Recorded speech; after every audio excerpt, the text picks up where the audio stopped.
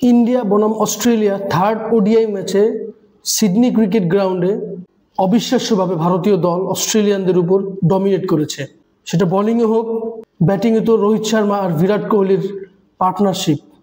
দীর্ঘদিন ধরে অনেক কথা চলছিল বিরাট কোহলি, রোহিত শর্মা এই অস্ট্রেলিয়া ট্যুরই কি তাদের শেষ ট্যুর হতে যাচ্ছে কিনা, কিংবা তারা 2027 বিশ্বকাপে সরাসরি অংশগ্রহণ করবে কিনা, এই সব কিছু নিয়ে সত্যিকার অর্থে অনেক কথা চলছে। তবে বিরাট কোহলি লাস্ট ম্যাচে যেভাবে খেলেছে, রোহিত শর্মা গোটা সিরিজে যেভাবে ডমিনেট করেছে এবং ম্যান অফ দ্য সিরিজ হয়েছে, এর দ্বারা বোঝা যায় বিরাট কোহলি এবং রোহিত শর্মা তারা এখনও দেশকে অনেক কিছু দেওয়ার বাকি আছে। তবে ভারতীয় ক্রিকেট বোর্ড, টিম ম্যানেজমেন্ট তারা কি চিন্তা করছে একান্তই তাদের বিষয়।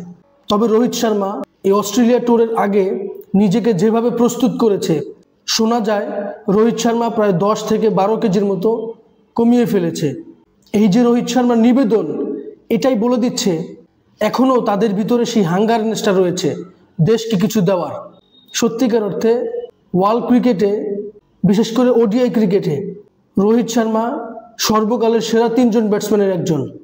সচিন টেন্ডুলকার, বিরাট কোহলির পরবর্তীতে যদি ওয়ার্ল্ড ক্রিকেটে, বিশেষ করে ওডিআই ক্রিকেটে কোনো ব্যাটসম্যান থাকে, সেটা হচ্ছে রোহিত শর্মা। 3টা ডাবল সেঞ্চুরি করেছে, 11,000-এর উপরে রান করেছে।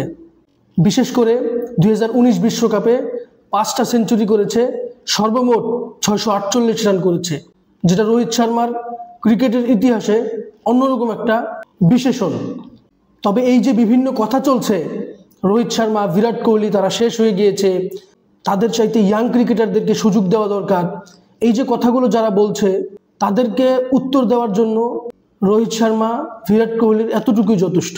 তবে বিরাট কোহলি এবং রোহিত শর্মা বিগত 16-17 বছর ভারতীয় দলকে যে মর্যাদা এনে দিয়েছে, তাদেরকে অন্তত 2027 বিশ্বকাপে অন্তর্ভুক্ত রেখে সেই সম্মানটুকু দেওয়া প্রয়োজন। আজকে সিডনি ক্রিকেট গ্রাউন্ডের দিকে লক্ষ্য করলে দেখতে পারবেন দর্শকদের যে উন্মাদনা, এর দ্বারাই বোঝা যায় রোহিত শর্মা এবং বিরাট কোহলির ব্র্যান্ড ভ্যালু কীরকম। অতএব 2027 বিশ্বকাপে যদি রোহিত শর্মা এবং বিরাট কোহলি টিম ইন্ডিয়ার হয়ে খেলে, সেখানে বিশ্বকাপের যেমনিভাবে একটা ব্র্যান্ড ভ্যালু বেড়ে যাবে, ভারতীয় ফ্যান্সদের মধ্যেও অন্যরকম একটা উন্মাদনা কাজ করবে।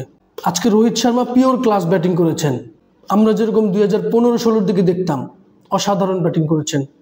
তবে সেকেন্ড ম্যাচটা যদি ভারতীয় দল আরেকটু ভালো খেলতে পারতো, ক্যাচগুলো ড্রপ না করতো, তাহলে হয়তো এই সিরিজটাই ভারতীয় দল জিততে পারত। যাই হোক, অনেক অনেক অভিনন্দন ভারতীয় দল, ভারতীয় ক্রিকেট ফ্যান্সদের জন্য।